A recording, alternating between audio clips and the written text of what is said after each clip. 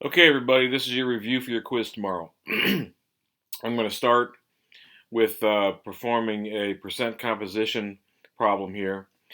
I'm not going to calculate the percent composition of just phosphorus in this one. I want to calculate it for everything. So we're going to find the percent composition of sodium, phosphorus, and oxygen in the compound sodium phosphate. The first thing you have to do is you have to get the molar mass for this right here. So for sodium, that's going to be 23, which is the mass. I'm rounding right now, so I'll say 23.00, and that's times 3, and that's going to give me 69. Phosphorus has a molar mass of 31. There's only one of those, so that's going to be 31. Oxygen, there are 4 oxygens there. That's going to be 16 times 4, and that's going to give you 64. Okay, and all that comes out to be, I think it's 164. Okay, that is your molar mass for the sodium phosphate. So what you're going to do is for the sodium is you're going to take the mass, which is 69, and put it over 164. Okay, and then for the phosphorus, you're going to put 31, which is the mass for phosphorus, and put it over 164. And for the oxygen, its mass is going to be 64, and you're going to put that over 164. Now, all you have to do is divide those, and then multiply all of those by 100, and that will give you a percentage. Okay? That's the only thing you have to do. It's a very simple thing to do. Find the mass of all of the elements there. Find the total mass for the compound, and then divide them, multiply by 100. Okay? Okay, simple. Now, molar mass. You need to use your periodic table when you calculate molar mass. Let's see if that thing's going to focus at all. Focus. Come on, focus. There we go. Okay, so this is our periodic table time. Nitrogen, in NH3 here, nitrogen has a mass of, I'm going to round it again to 14, okay? Hydrogen, there are 3 hydrogens, that's 1 times 3. There's 3 hydrogens there, I'm going to round that, and that's going to be 3. So 14 plus 3 is going to be 17, and that's grams per mole. Okay, tomorrow on the quiz, I might have you round to the hundreds. Just got to be real careful what you're looking at. To calculate molar mass for the sucrose, the glucose here, we got to look at carbon. Carbon has a mass of 12, but there are 6 of them. So you have to multiply by 6, and that's going to give you 72. Hydrogen, mass of 1, and you're going to multiply that 12 times because there's a 12 right there. That's going to give you a 12. Oxygen, 16 times 6, 0.00. That's going to give you 96. And you're going to add all that up. 2, 4, that's 10. 1 plus 7 is 8 plus 9. That's supposed to be 180 grams per mole for the molar mass of glucose here.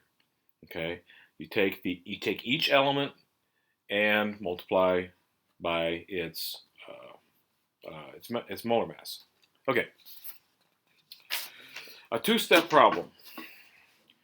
Converting to mass in grams, and we're starting with atoms. Okay, and we have calcium right here. So we're going to start with 6.02 times 10 to the 23rd atoms.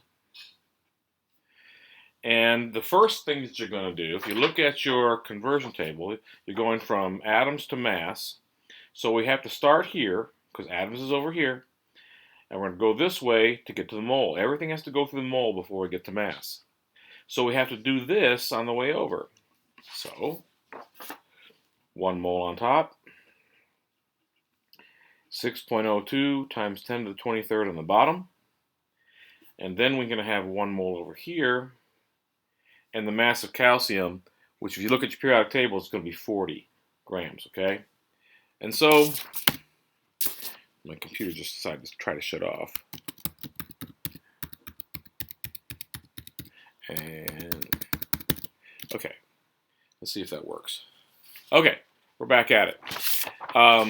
So on your conversion, the reason why I do this right here, oh, not that one. Yeah, that one. Is it tells me when I go from the mole, I have to do this to get to here. So I did that. I have the molar mass of my calcium. And now all I do is I take this number, multiply by this number, and then divide by that number. And then you'll have your answer in grams.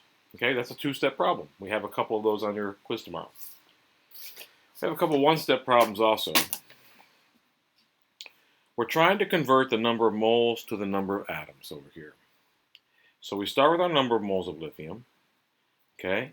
And in order to get to atoms on our conversion chart, we have to go from the mole to atoms, which is over here, and we're going to have to perform this conversion right here. Look at the arrow pointing in that direction. Okay, so 1 mole goes on the bottom, and 6.02 times 10 to the 23rd goes on the top. You multiply those two numbers together, and that's going to give you an answer in atoms. Next one, we have moles of silver, and we want to get that, we want to find what that is in grams right here. So set it up, write down what we've been given, 5 moles of silver. We want to convert that to grams, and so we put 1 mole on the bottom, and we put the mass of silver, which happens to be 108, I'm just rounding right now, grams. And the reason I do that, we're going from moles to grams, is because we start at moles, we have to go to grams, we follow this arrow, that tells us what to do, the molar mass over 1 mole, and that's what I did right here. You're going to multiply those two numbers together, that's going to give you an answer in grams, okay? All right, one more thing before we end this, empirical formulas. If you need to calculate an empirical formula, you look at the molecular formula and see what you can divide by. Let me see if I can make this a little bit bigger.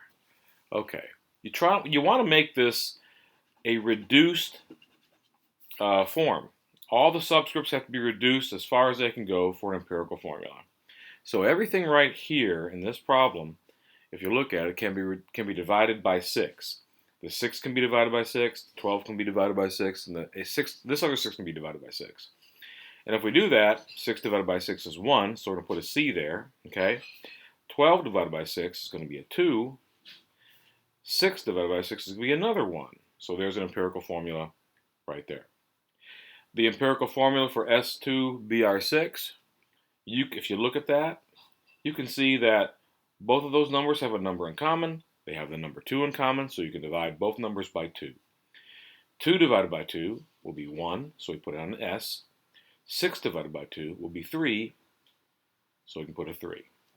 And that's how you can determine an empirical formula.